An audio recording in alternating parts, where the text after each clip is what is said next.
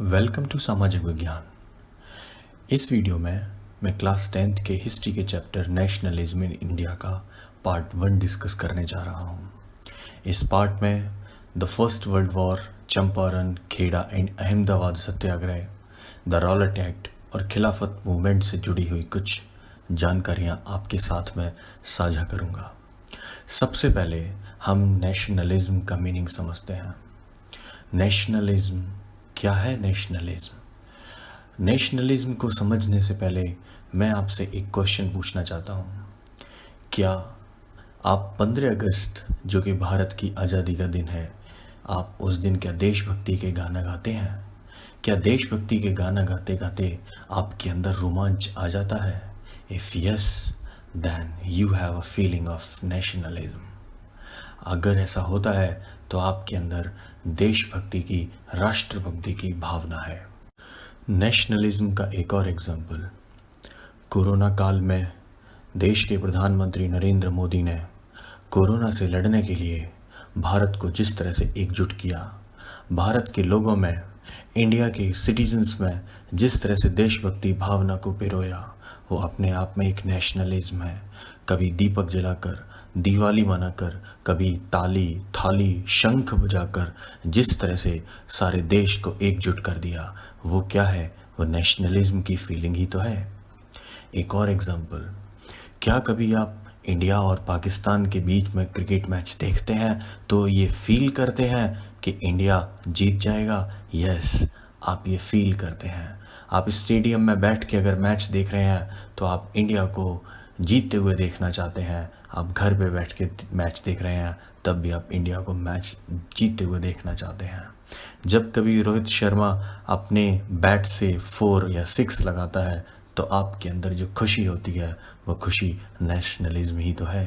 जब कभी कोई भी पाकिस्तानी बैट्समैन का विकेट इंडियन बॉलर लेता है तो आपके अंदर जो खुशी होती है वो नेशनलिज्म ही तो है। तो ये नेशनलिज्म की फीलिंग ही है। अब आप नेशनलिज्म का मीनिंग समझ ही गए होंगे। अपने देश के लिए फीलिंग नेशनलिज्म है, अपनी कंट्री के लिए फीलिंग नेशनलिज्म है। अब हम बात करते हैं ये नेशनलिज्म की फीलिंग वर्ल्ड में शुरू कब हुई। तो 19th सेंचुरी में यूरोपियन एम्पायर्स से जब लोकल इनहेबिटेंट्स वहाँ पर रेवोल्यूशन करना शुरू कर देते हैं अपनी आज़ादी के लिए, on based on their common identity and sense of belongingness, तो इस रेवोल्यूशन का रिजल्ट क्या होता है? इस रेवोल्यूशन का रिजल्ट होता है ब्रेकअप और disintegration of empires. European empires कई सारे पार्ट्स में डिवाइड हो जाते हैं और ये सारे पार्ट्स नेशन स्टेट्स बन जाते हैं।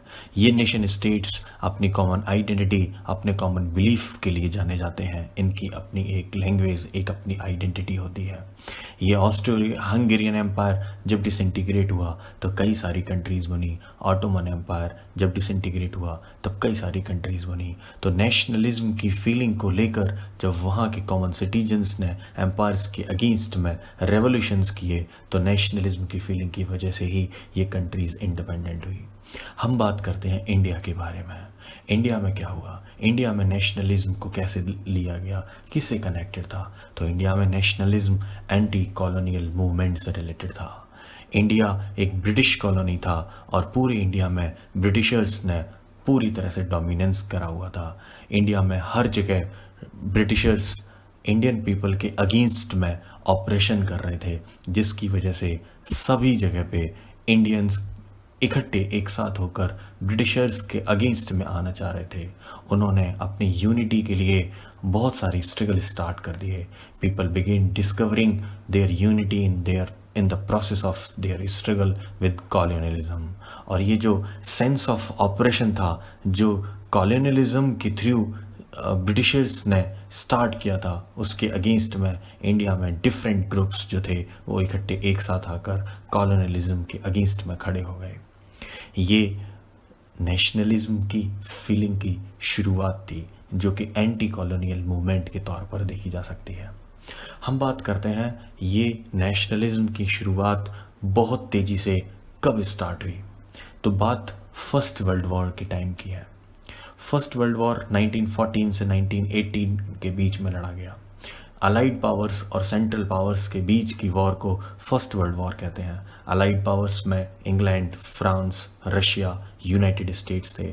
सेंट्रल पावर्स में German empire, Austria, Hungary, Ottoman empire, Bulgaria, ये कंट्रीज़ थी। इंडिया इंग्लैंड की एक कॉलोनी था और इंडिया इंग्लैंड की तरफ से फर्स्ट वर्ल्ड वॉर में था।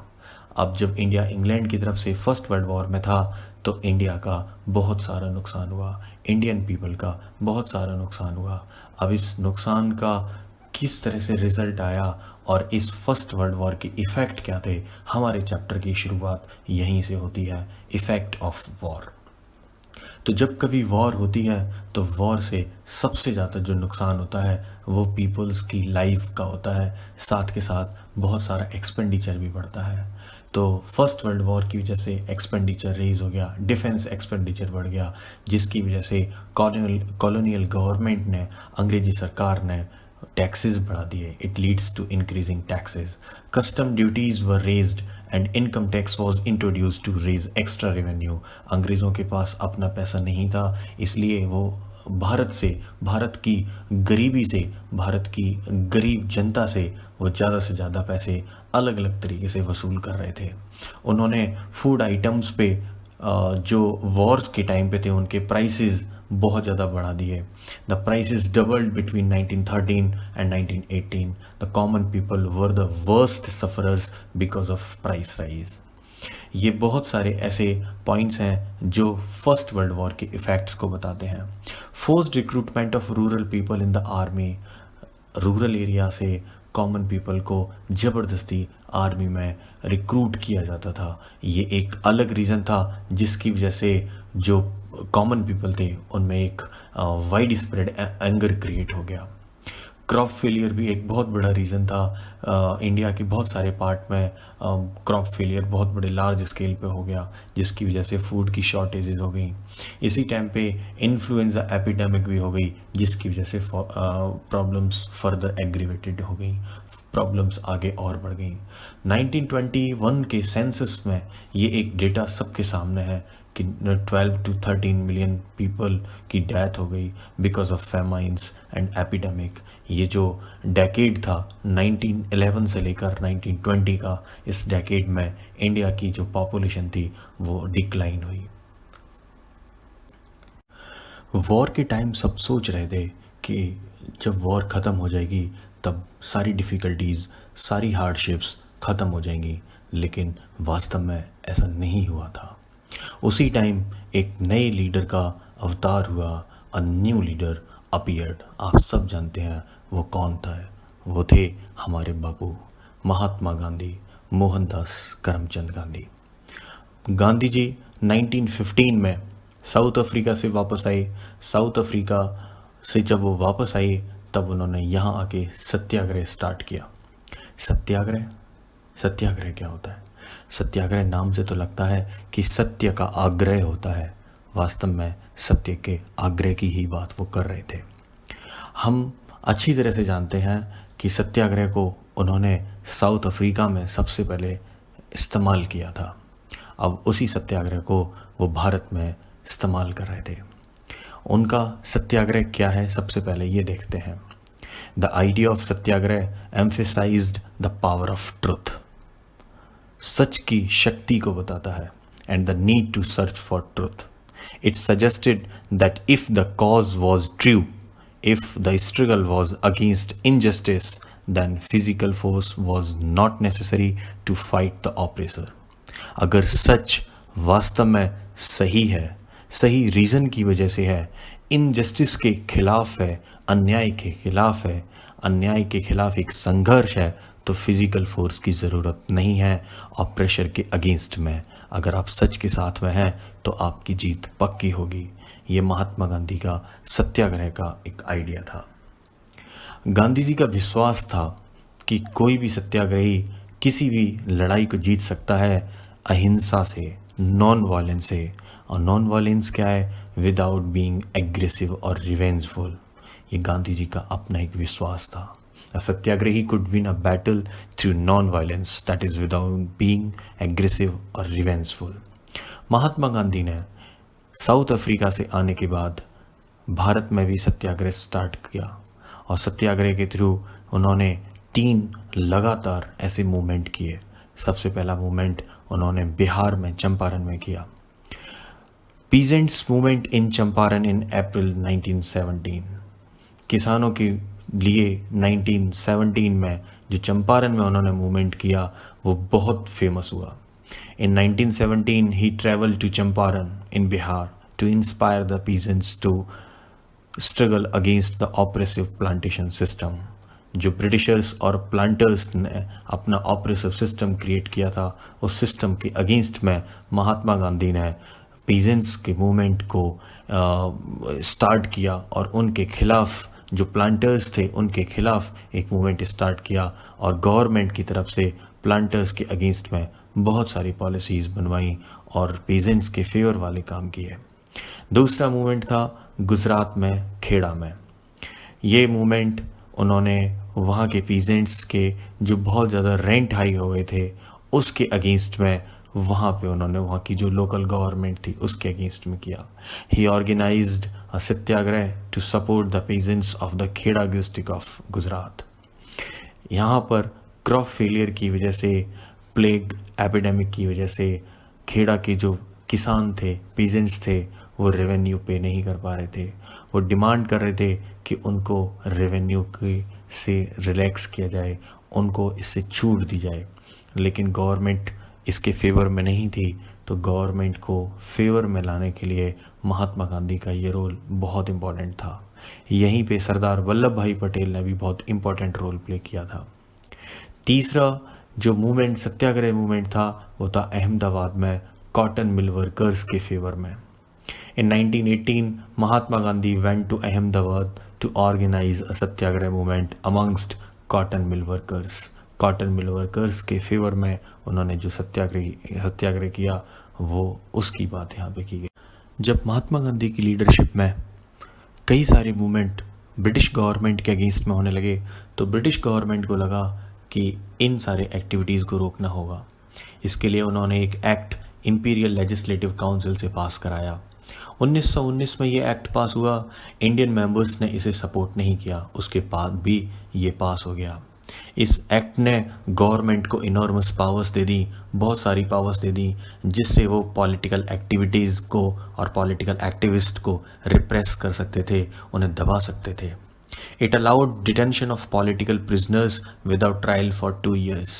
इससे गवर्नमेंट को एक तरीके की पावर मिल गई कि वो 2 साल तक के लिए पॉलिटिकल एक्टिविस्ट को इम्प्रिजन कर सकता था।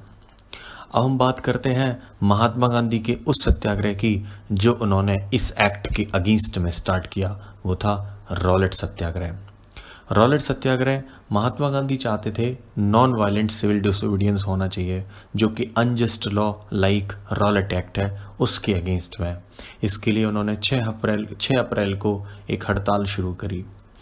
बहुत सारी रैलीज़ ऑर्गेनाइज करी गई, कई सारी सिटीज़ में वर्कर्स स्ट्राइक पे चले गए, रेलवे वर्कशॉप्स बंद हो गई, शॉप्स बंद हो गई, कई सारी एक्टिविटीज़ जो गवर्नमेंट की हेल्प के लिए, एडमिनिस्ट्रेशन के लिए हेल्प के लिए होती थी, उसको बंद कर दिया गया।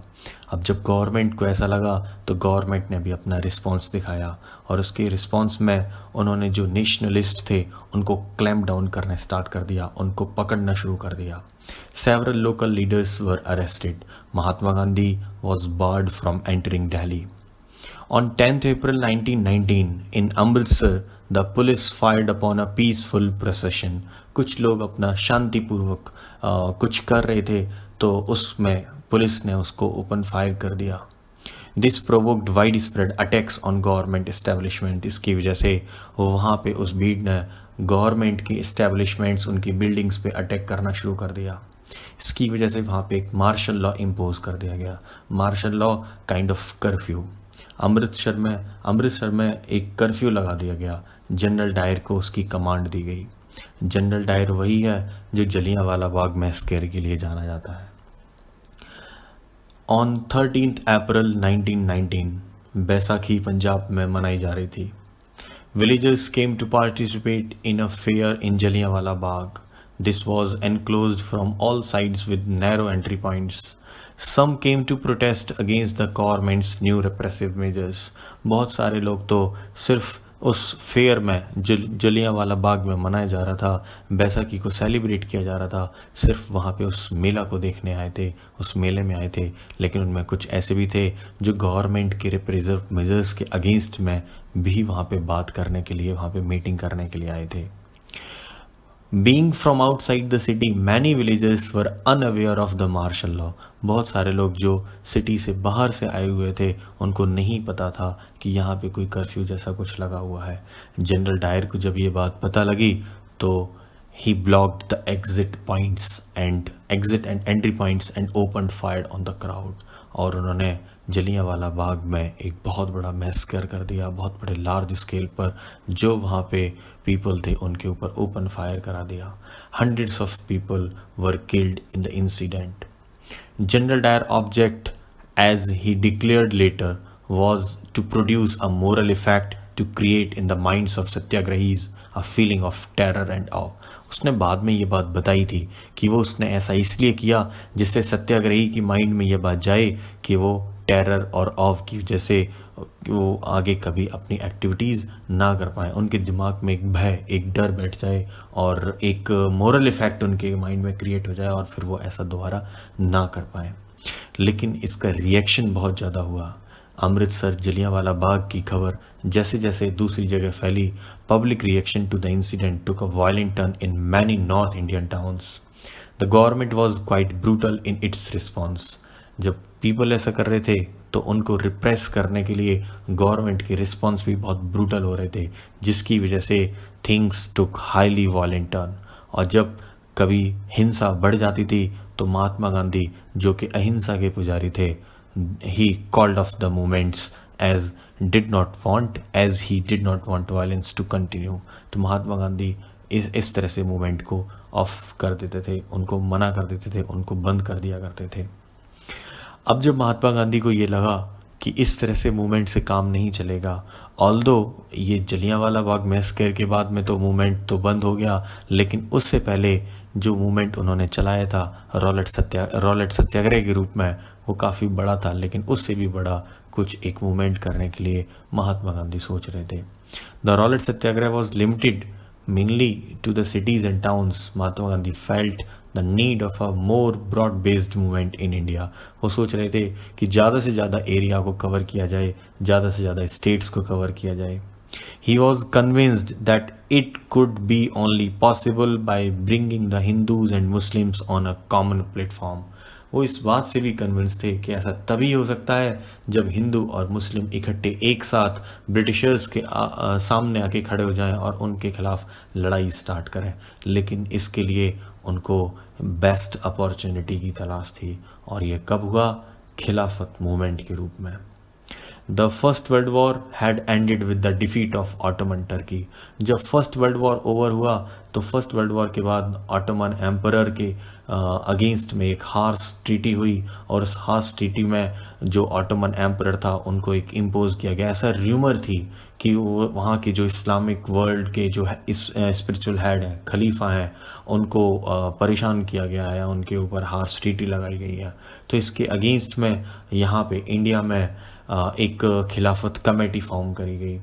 मार्च 1919 में बॉम्बे में ये कमेटी फॉर्म करी गई। मोहम्मद अली और शौकत अली जो कि दो भाई थे, they began discussing with Mahatma Gandhi about the possibility of a united mass action on the issue. वो सोच रहे थे कि ऑटोमन एम्परर के अगेंस्ट में इंडिया में कुछ किया जाए, और महात्मा गांधी भी इसी अपॉर्चुनिटी की तलाश में थे। Gandhi ji saw this as an opportunity to bring Muslims under the umbrella of a unified national movement.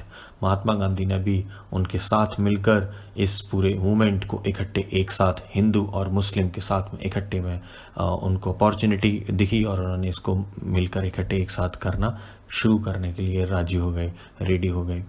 At the Calcutta session of the Congress in September 1920, he convinced other leaders of the need to start a non cooperation movement in support of Khilafat as well as for Swaraj. उन्होंने कांग्रेस की जो सितंबर 1920 के Calcutta session में बहुत सारे leaders आए थे, उनको कन्विंस भी किया कि एक नॉन कॉपरेशन मूवमेंट की शुरुआत करनी चाहिए खिलाफत के साथ में। मतलब हिंदू और मुस्लिम इकट्ठे एक साथ मिलकर अगर ब्रिटिशर्स के अगेंस्ट में आते हैं तो कुछ न कुछ पॉजिटिव रिजल्ट निकल के आ सकता है, स्वराज के लिए कुछ न कुछ हो सकता है। अब आगे हम ये डिस्कस करेंगे कि उन्होंने नॉन कॉपरेशन की बात क्यों की और नॉन कॉपरेशन क्यों ज़रूरी था। इसके साथ ही अगली वीडियो में मैं आपसे सिविल डिसोबीडियंस की भी बात करूँगा। अगर आपको ये वीडियो पसंद आया है तो आप इसे लाइक करिए।